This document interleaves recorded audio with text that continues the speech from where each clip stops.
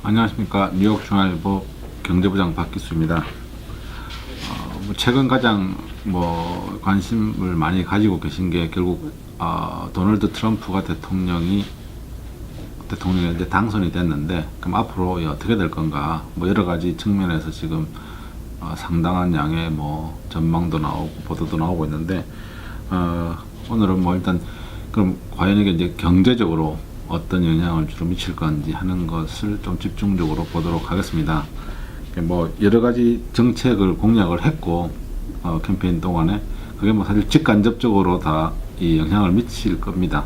예를 들어서 불법 이민자에 대해서 이제 추방을 많이 하게 되면, 사실 현실적으로 그들을 고용해서 영업을 하고 있는 영세한 규모의 소기업들 같은 경우에 어쩔 수 없이 영향을 받을 수 있는 거고, 하지만 이제 제가 직접 지금 오바마 케어 같은 걸 폐지하면은 또 그것도 경제적인 영향이 없다고 볼 수는 없겠죠. 각 가정의 보험료 자체가 이제 굉장히 비싸질 테니까. 그렇지만 이제 좀 보다 더 직접적으로 영향을 미칠 걸 한번 좀 단계로 나누어서 보도록 하겠습니다. 우선 이렇게 각 모든 사람들한테 다 적용이 되는 건 결국 세금 문제일 겁니다. 제일 크게 이제 영향을 미칠 게 결국 개인 소득세일 텐데요.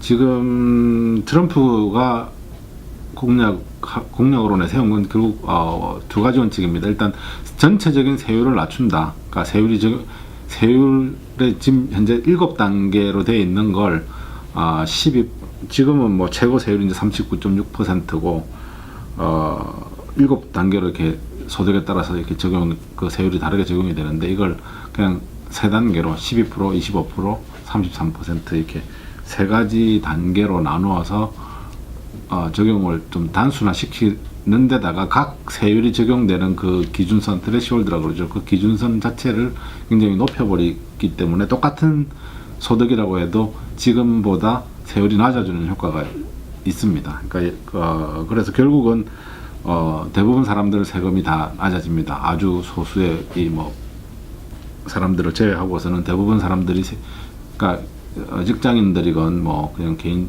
자영업자건 간에 소득세 자체는 굉장히 낮아질 걸로 기대가 됩니다. 이게 시행이 된다면. 특히 이제 그 표준 공제라고 그러죠. 우리가 이제 항목별 공제, itemized deduction 말고 그 표준 공제, 월급쟁이들이 가장 많이 쓰죠. 특히 이제 집이 없는 개인들 같은 경우는 많이 쓰는 표준 공제액이 지금 부부 합산으로 12,000불 좀 안 되는데, 개인은 또 그 절반일 거고, 근데 이제 그걸 한 4배 정도로 올립니다. 그래서 그 개인은 25,000불, 부부는 5만 달러, 소득 공제니까 쉽게 얘기해서 내가 연봉이 7만 달러다 그러면, 그러니까 부부 합해서 가구 소득이 7만 달러라 그러면 5만 불까지는 돈을 한 푼도 안 냅니다, 세금을. 그러니까 부부인 경우에 만약에 둘이 합해서 이 연소득이 5만 달러면 산술적으로 그냥 심플리 그 인적 공제나 이런 걸 계산하지 않고 제일 처음 시작되는 기본 표준 공제만으로도 세금을 단 한 푼도 안 내게 되는 겁니다, 소득세를. 그러니까 그리고 최고 세율이라고 해도 30만 달러가 넘어가는 가정에서 33%가 적용이 되는 거니까 지금보다는 그 기준이 많이 올라갔고요. 그래서 대부분 아마 제가 통계를 안 내봤습니다만은 이 한인들 같은 경우에 또 대부분 가정이 가구연 소득이 30만 달러보다는 적은 가구들이 많을 테니까 그런 경우에는 대부분 최고 25%의 소득세만 내면 됩니다. 또 한 가지는 이제 현재 지금 또 이제 자녀를 키우고 계신 분들 같은 경우는 차일드 케어 비용의 이 세액 공제가 지금은 최대 3,000달러까지로 제한이 되어 있습니다. 아무리 더 들어갔더라도. 근데 이걸 이제 제한을 없애고 실제로 전액 다 소득 공제를 해주겠다는 공약을 내세웠습니다. 또 내세운 공약으로는 이제 그 자본이득, 소위 말해서 내가 이제 자산, 주식 같은 걸 장기간 갖고 있다가 이거 팔았을 때 그 차액에 대해서, 자본이득에 대해서 세금을 매기는데, 지금 세율하고는 비교가 안 될 정도로 낮춘다는 겁니다. 그거 물론 이제 지금도 사실 높은 건 아닙니다. 근데 일단 10만 달러까지 자본이득에 대해서는 세금을 아예 안 매기겠다는 거고, 부부 30만 달러까지는 15%, 그 이상일 때는 20%, 이렇게 굉장히 세율을 자본이득에 대해서는 일반 근로소득보다 더 낮은 세율을 적용을 하게 됩니다. 사실 그러니까 뭐 부익부가 이게 더 심화될 수도 있는 건데 결국에 뭐 어쨌든 공약은 그렇습니다. 그 세금 재단이 이제 이런 공약을 분석을 세금 재단이라는 비영 단체가 있습니다. 세금에 특화된 거기서 이제 조사를 해서 이제 분석을 다 해봤는데 뭐 여러 가지 이제 각 계층별로 이렇게 효과를 발표했습니다만은 중산층일 경우에 그러니까 일반적인 뭐 평균적인 가정일 경우에 연간 한 2,700달러 정도, 그러니까 세후 소득의 한 5%를 더 추가로 쓸 수 있게 된다. 그러니까 뭐 트럼프가 됐다고 뭐 이렇게 굉장히 실망들 하고 계신 분들도 많으실 겁니다. 물론 뭐 지지하시는 분들도 있겠지만 그분들도 사실 그 입장에 따라 좀 달라지긴 하겠지만 막상 개인적으로는 이대로만 시행이 된다고 한다면 경제적으로 가구 소득으로는 굉장히 이득을 보실 수 있습니다.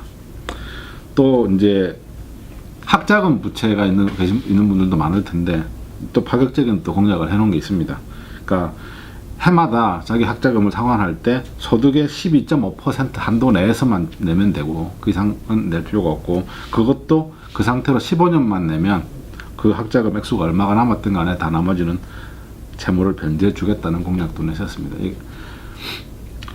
뭐 여기에 끝인 게 아니라 사실 이제 트럼프가 기업을 하는 사람이기 때문에 친기업적인 그 공약은 더 많이 내놨습니다. 근데 가장 대표적인 게 현재 최고 세율인 39%인데 법인세가 연방 세율이 35%고 주 법인세가 한 4% 됩니다. 그래서 39% 수준인데 주에 따라 조금씩은 다릅니다. 근데 이걸 15%로 대폭 낮추겠다고 했고요.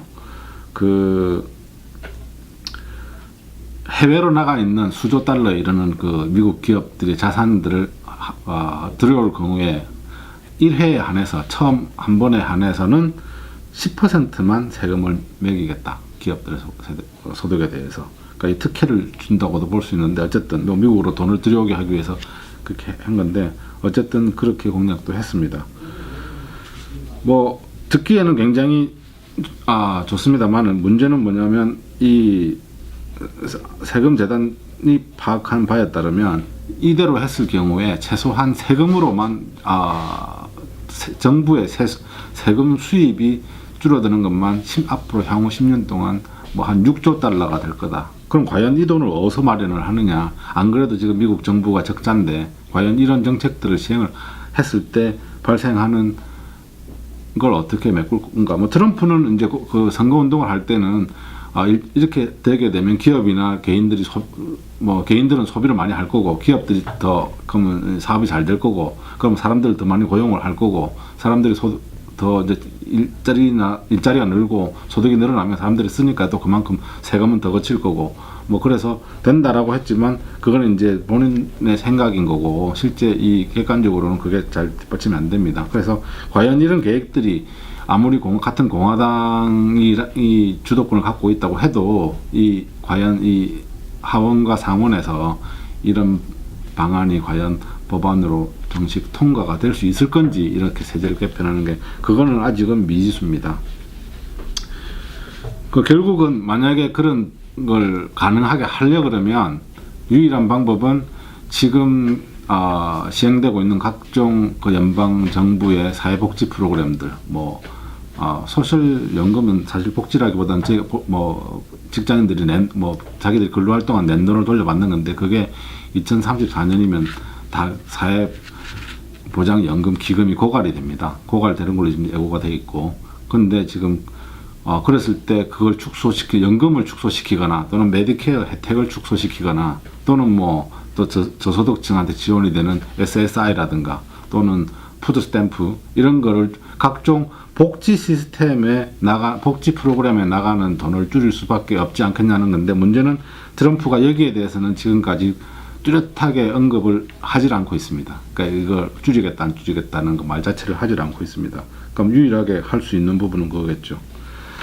이제 이건 개인이나 기업에 대한 부분이고요. 미국 경제 자체는 그러면 어떻게 될 거냐?